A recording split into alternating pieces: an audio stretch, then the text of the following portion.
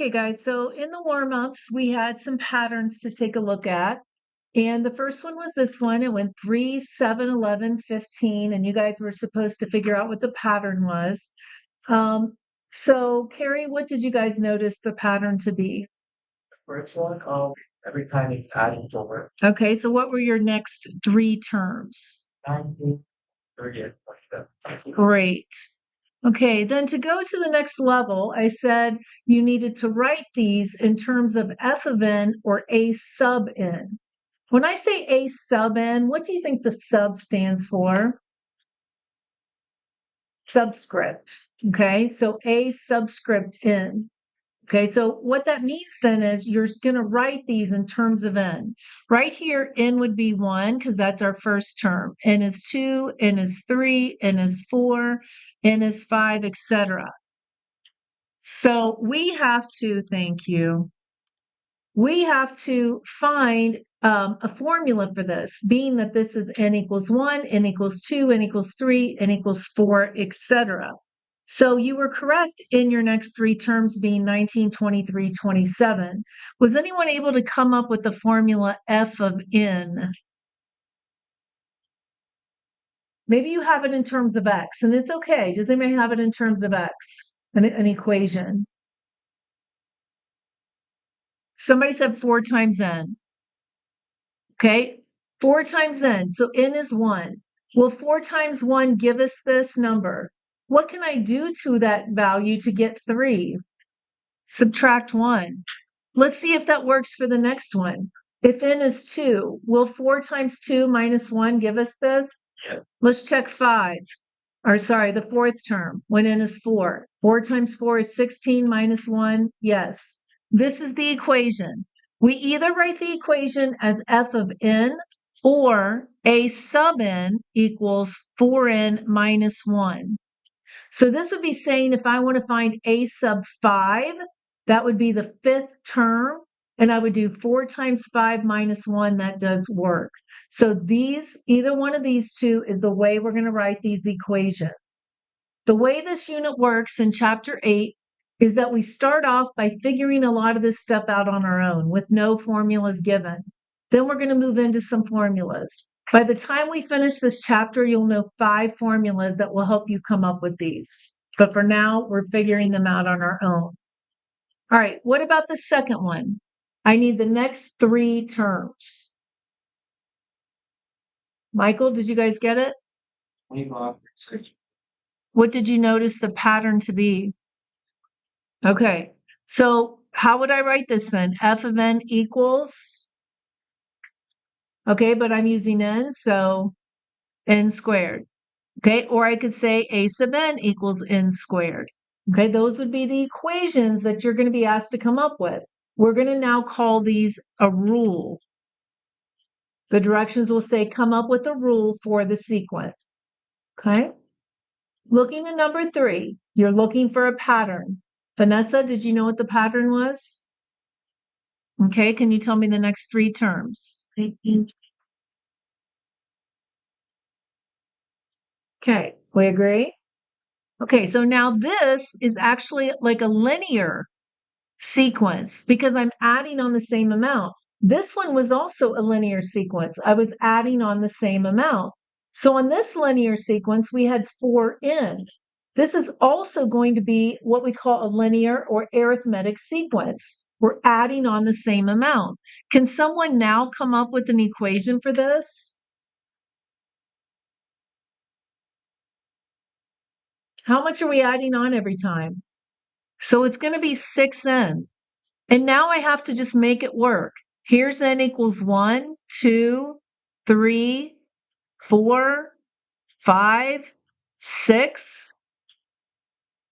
So what do you think it's going to be? 6 times 1 is 6, but I have to make it be negative 5. So what would I do to this 6n? Subtract what?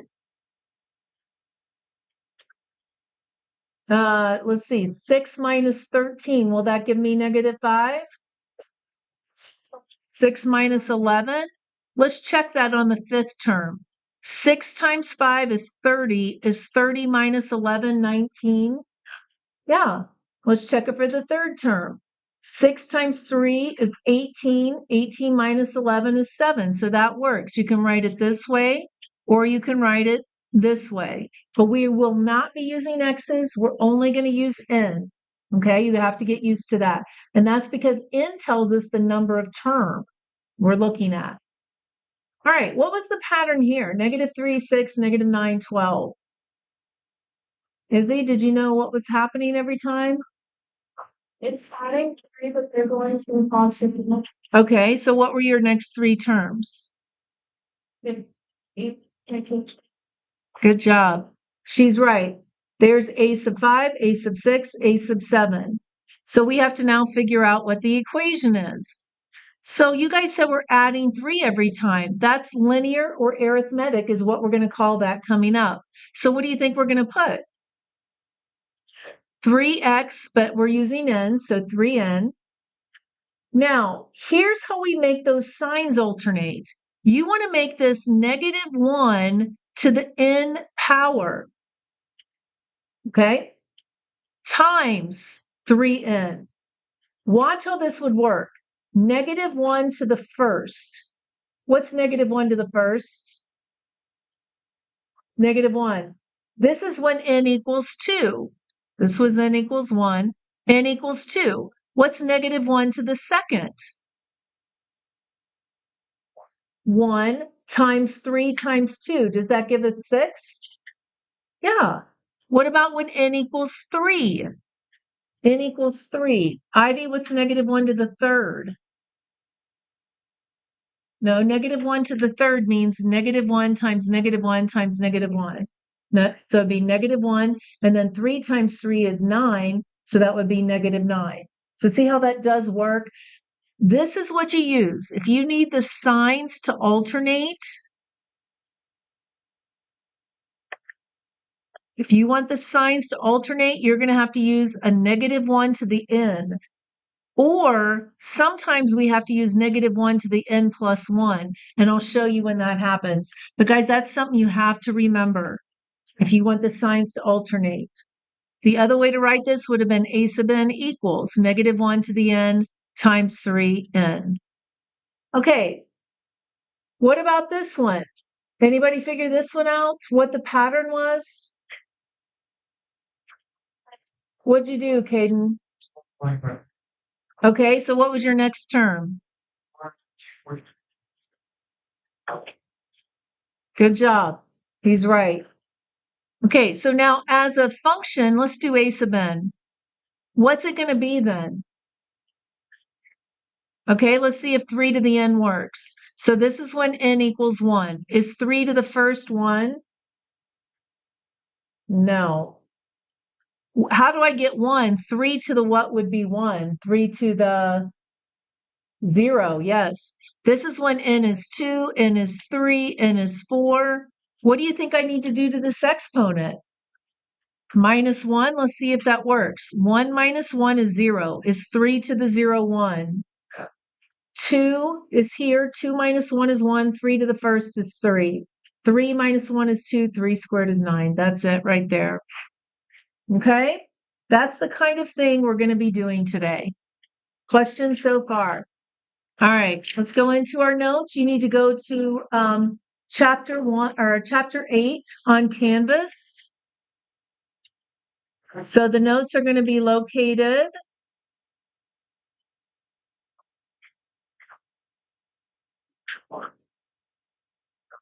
under modules right here. Download the notes.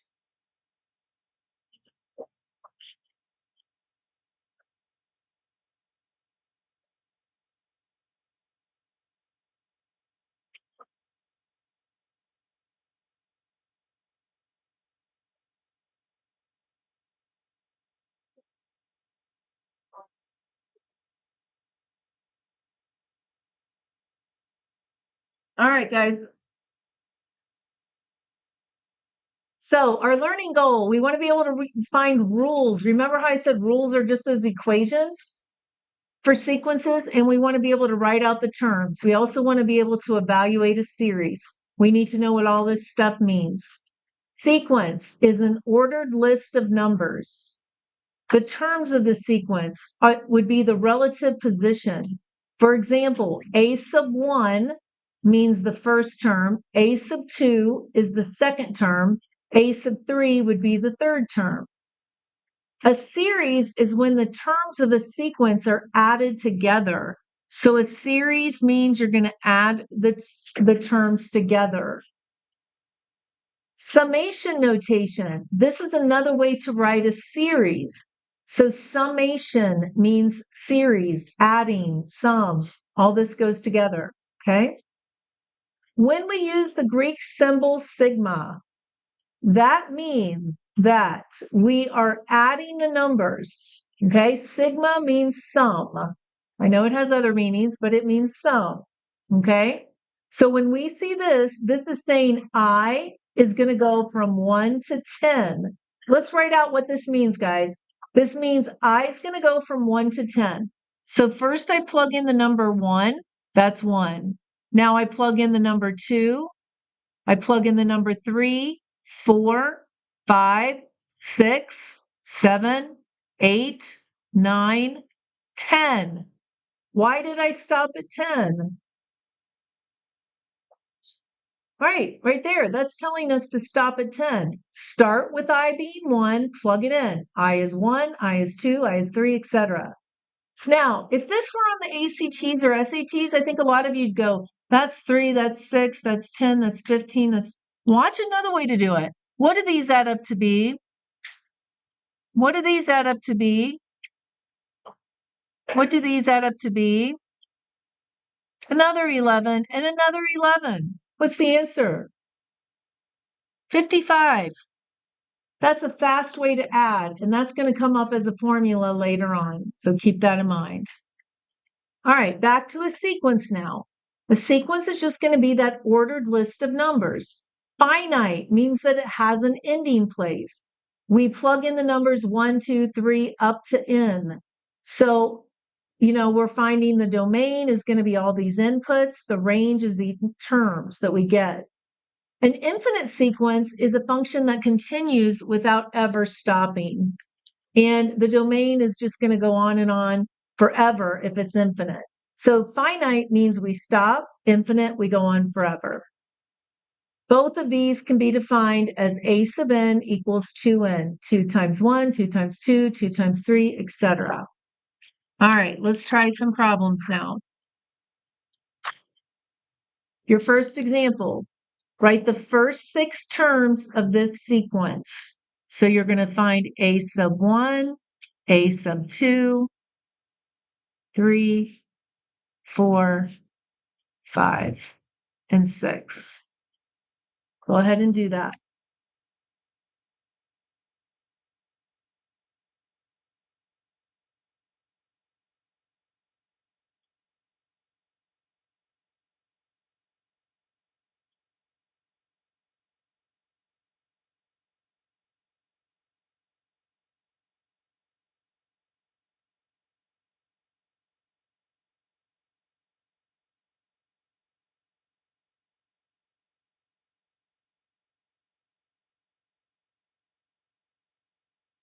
How did you do?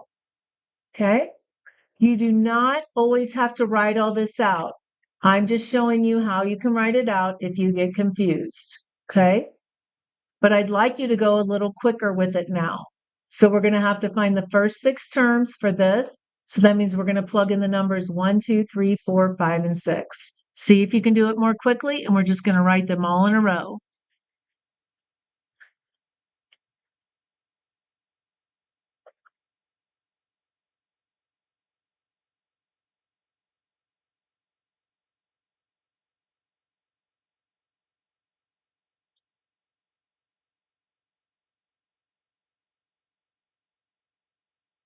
Check your answer.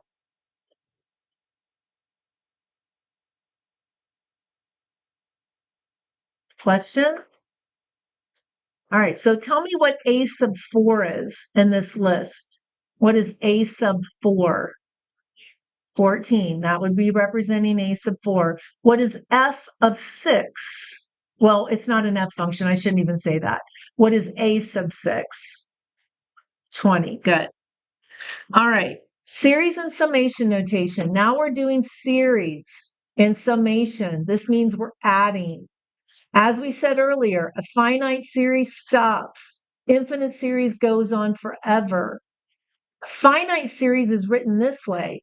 I'm plugging in all the numbers from 1 to 4. And I shouldn't say numbers, I should say integers from 1 to 4. So I plug in the number 1, I get 2. Plug in 2, I get 4. 3, and then I stop at 4. Whereas an infinite series looks the same, except for we're starting with I being 1, but we're going all the way up to infinity. I have never liked that a standard notation is using I for this. Why do you think I don't like that? Imaginary numbers. This has nothing to do with imaginary numbers. This I means index, and that's why they chose to use an I. To me, it can be confusing. I don't love it, but we're going to go with it since that's the way you see it written a lot of times. All right, so for both series, the index of I is going to be the lower limit. Both of these is 1. The upper limit is 4 here, but the upper limit's infinity here. Okay, it can be called sigma notation as well. All right, so now let's write this out. Where are we starting here with what number? 4. So when you plug in 4, what do you get? Okay, what do I plug in now? 5. Now what? 6. Now what? 7 and 8. Okay. So this is when I was 4, 5, 6, 7, 8. We don't do any decimals. We only do the whole numbers between 4 and 8, including 4 and 8. When it says write out, this is what it means. Okay. If you don't write it out, then, you'd lose a point. To add these, it might be fastest to add these two and get 24, add these two and get 24, and then add 12. Do you know what 24, 24, and 12 would be? 60. So this is what we get when we evaluate. This is what we have when we write it out. All right, any questions? All right, let's come over here now.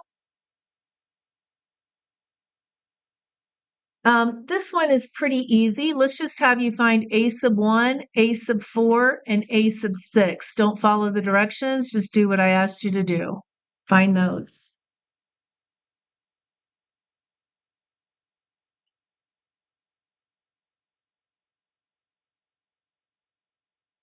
Let's not do a sub 6. Let's do a sub 5. You may not know 6 cubed.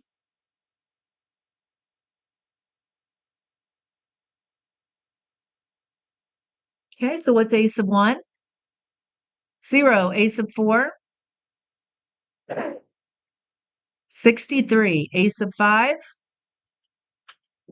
124. Did you know a sub 6? Do you know 6 cubed? It's 216. Minus 1 is 215. But all right. What about here? Well, let's find f of 1. We always start at f of 1. So we would have to do -2 to the 1 minus 1. That's 0. What's anything to the 0 power? 1. Okay, if I find f of 2, I would do -2 times 2 minus 1. What's that going to give us? -2. F of 3 is going to be -2 to the 3 minus 1. What's that going to give us? Can you see what the pattern is now? 1, -2, 4. What do you think the next one would be? Not -6, -8. And then what? 16, would it be positive or negative? And then what's the last one? Okay, so this would be f of 4, f of 5, and f of 6. Okay, now we're going back to find the pattern, write the next term, and write a rule. I'd like you to try 3 and 4. I'll give you a couple minutes.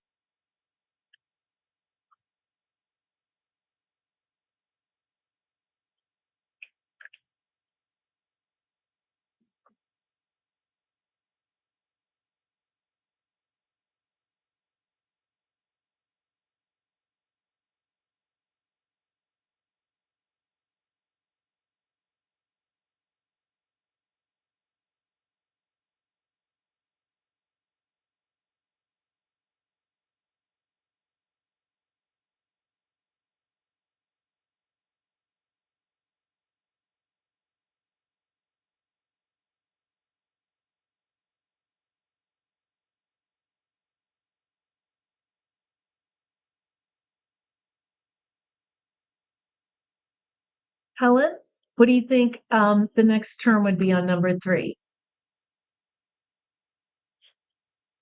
You didn't get it? It's okay. Look what's happening every time. What are we adding on? Okay, so what would the next term be? Okay, so now we want the pattern is add 2. And now we want a rule for the nth term. So we can do a sub n or f of n. Was anyone able to come up with this? What'd you get back there, Carrie? 2m on 5. Okay, let's see if that works on, say, our 4th term. 2 times 4 is 8 minus 5 is 3. It worked on our 4th term. Let's check it for our 5th. 2 times 5, 10 minus 5. It works for that too. How'd you come up with that? Since it's adding about that thought my equation, then I just plug in 4 for that and find out how that goes. Good. So if we plug in 1, we get 2, but we want to get -3, so that means we had to subtract 5 to make it work. Okay, very good. All right, most of you could probably see the pattern here, but may not have known how to find the rules. So can you figure out what this next term is? Did anybody get it? Look, it's going 2, -4, 6, -8. So what's going to go on the top? 10 over, what's it always? So it could be 10 over 5, or you could even put just 2. Okay. So now to write the rule. So let's do a sub n. Well, how much, if we ignore the negative and positives, how much are we adding on every time? 2. So I know it's going to have to be 2n times. To make the signs alternate, I have to do -1 to the n. But let's check that. On my first term, -1 to the first is negative. Do I want that first term negative? So what did I say we might have to use instead of just n? N plus 1. So now, if I'm trying to find that first term, that 2, -1, that's my first term, 1 plus 1 is 2, -1 squared would now be positive, and 2 times 1 is 2. So that's what we need to do, okay? And then what's the denominator always? Just 5. That's going to be the answer that would work, okay? Okay, now we want to write the series using summation notation. That's where we use the Greek letter, sigma. Let's go ahead and use n instead of I, just so that everybody understands. Let's use n. I have to say, I could say I'm starting at any n value, really. But what's the easiest n value to start with? 1. Okay, how many terms do I have? Infinite. Good. So I have to put up to infinity. What do I put to make the signs alternate? Okay, but in our case, we're using n. Let's see if it works. This is my first term. -1 to the first. I want it negative. Would it be negative? Yes. So that's good. How would I get the numbers? Ignore the negatives. 1, 4, 9, 16, 25. Into the second. Yeah. Into the second's going to do it, isn't it? That's 1 squared, 2 squared, 3 squared, 4 squared, 5 squared.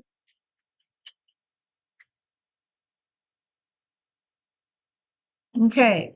Last thing here, guys. Let's just do this one. So if I'm doing this one, what's the n value I'm going to start with? So I'm going to plug in 2. 2 over 2 minus 1, that's 2 over 1, so that's just 2. What do you get if you plug in 3? 3 halves. What if you plug in 4? What if you plug in 5? Do I keep going? No, I'm plugging in from 2 to 5 including. Okay, now I have to add these. Okay, well, 2 plus 3.5 is, or sorry, 2 plus 3 halves is going to be 3.5, which is 7 halves. Now I have to add on the 4 thirds and the 5 fourths. In our last unit, we talked about how we have to have a common denominator. What would it be for 2, 3, and 4? 12, good. So times 6, so times 4, and then multiply by 3. So I'm going to have 42 plus 31. 42 plus 31 is 73 twelfths. Bless you. Guys, I want to show you a really cool thing. Get out your calculator.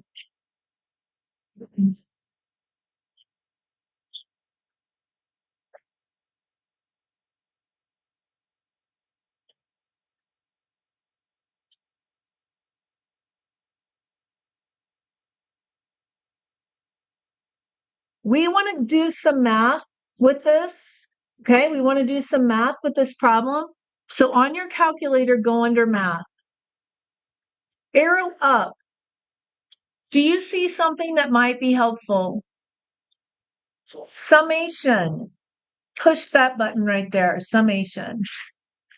Now, remember how I said we typically don't use X? Well, on our calculator, we're going to have to use X because that's the button we have. So we're going to do X equals. What is this starting at? 2. And what's our upper index? 5. And now I just come over here and I'm going to do alpha y equals. And I'm going to put in X because I'm now switching to X's instead of N's. I can use anything I want. X minus 1, arrow out, push enter, 73 over 12. Yes, Aaron. Can't you just do alpha at On yours you can. Mine it doesn't work. I have a different style calculator. Okay.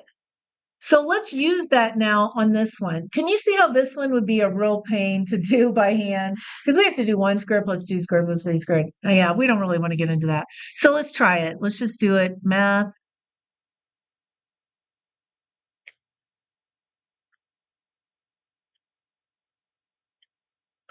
Yeah, if you have a newer calculator to get to your fraction key, you can do alpha x. Mine does not have that feature, so I have to do alpha y equals. Oh, I don't even need that. Whoops. Sorry.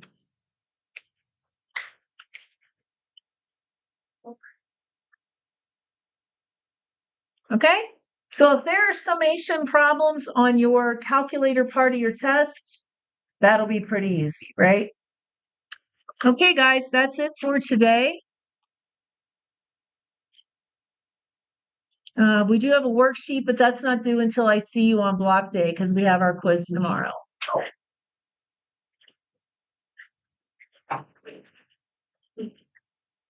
yeah.